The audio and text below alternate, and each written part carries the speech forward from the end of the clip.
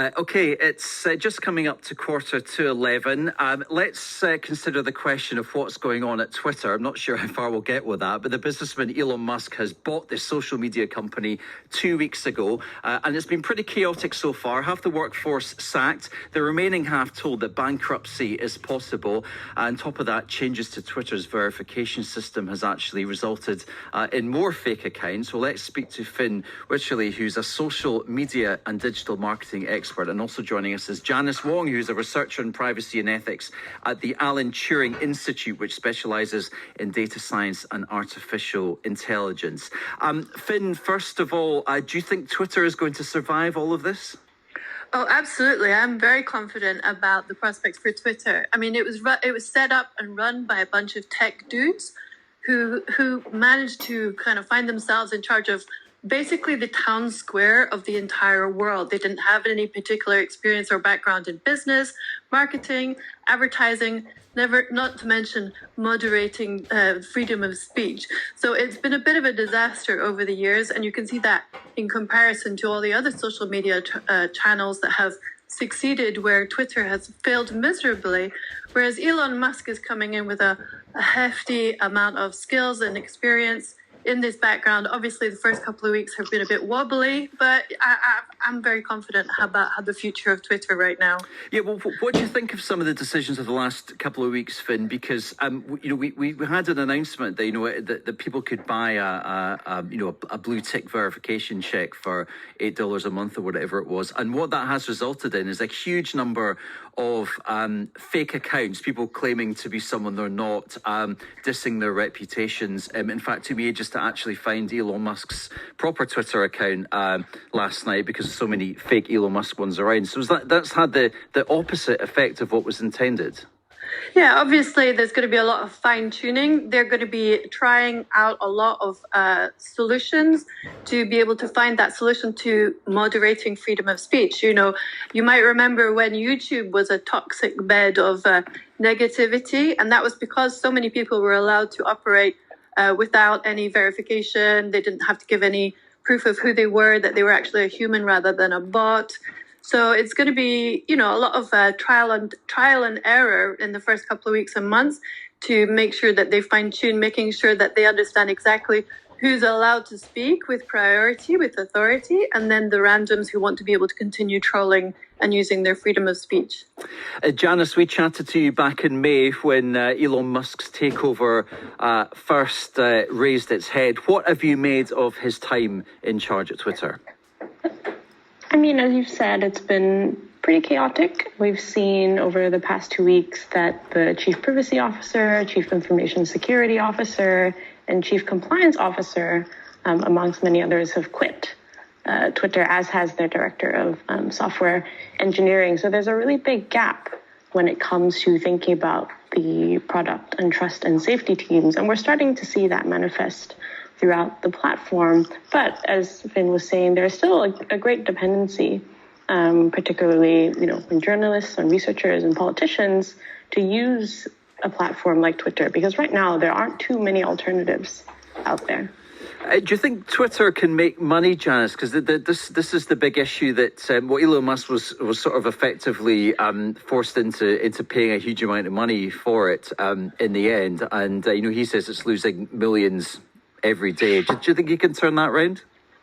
I think it'll be tricky right now, given the challenges of the past 2 weeks. A lot of advertisers have pulled out of the platform, which is something that I'm sure Twitter will not want to see. And as a result, this is why part of the conversation about the $8 Twitter Blue of payment was taking place. But I think there'll be challenges to doing that. And for a platform like Twitter, that wasn't really profitable before, and certainly many social media platforms are not. It will be quite a challenge. Finn, what do you think is the secret to turning Twitter into a big growth platform that can turn a profit as well? I think basically, as Janis says, you have to keep the businesses and the brands on board. Obviously, some of the brands are feeling a bit nervous about all the changes that are happening, and they've paused their accounts right now. But ultimately, it's about getting businesses to have confidence that they're going to put their ads, their messages into a place which is not going to be too full of toxicity and pornography, because at the end of the day, Twitter has allowed all kinds of abuses to go on there, despite their protestations of trying to moderate freedom of speech. So once they can actually clean up the platform in a more substantial basis, then the businesses will be able to have a bit more confidence. Because speaking as a marketer, at the moment, and since the beginning of Twitter, the ads have been horrendously expensive and not very well targeted. So it's not a really good investment of time and money for most businesses compared to other platforms like, say, for example, Facebook and TikTok. If Twitter take action, you mentioned there about them allowing pornography on there. Will they lose a big chunk of users there? Or, do you think they're really committed to doing that? I think the current dispensation under Elon Musk is definitely going to be moving away from the pornography element. I mean, at one point, Twitter had contemplated setting up their own OnlyFans, but they were only prevented from it because they couldn't stop child pornography seeping into the mix.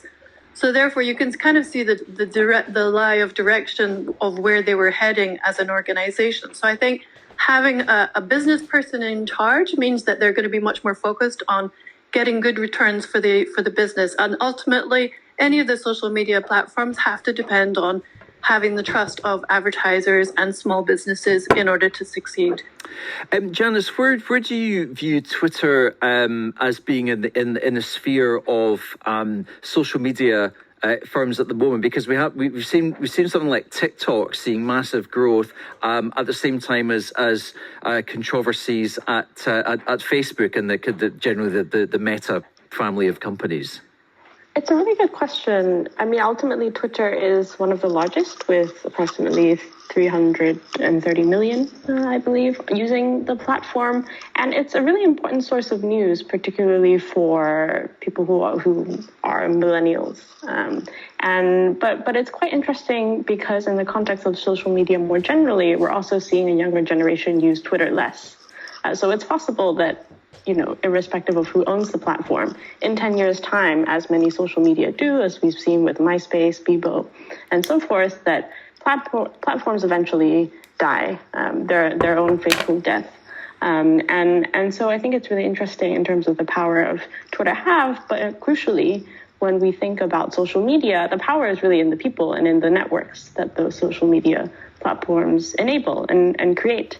And so if some parts of the community are considering leaving to decentralized platforms and alternatives. But that change is, we're still looking at that change, and it's not as rapid as we may have seen from other data protection or ethical scandals when it comes to social media. You mentioned Bebo there, Janis. That had me all nostalgic. Finn, that's an example of a social media space which was quite pleasant to be in. Do you think Twitter can ever get rid of the abuse and the trolling that it has become notorious for? Yeah, 100%. Because, although the population of Twitter is quite small compared to the other giants, TikTok, by the way, has got 1 billion users at the moment.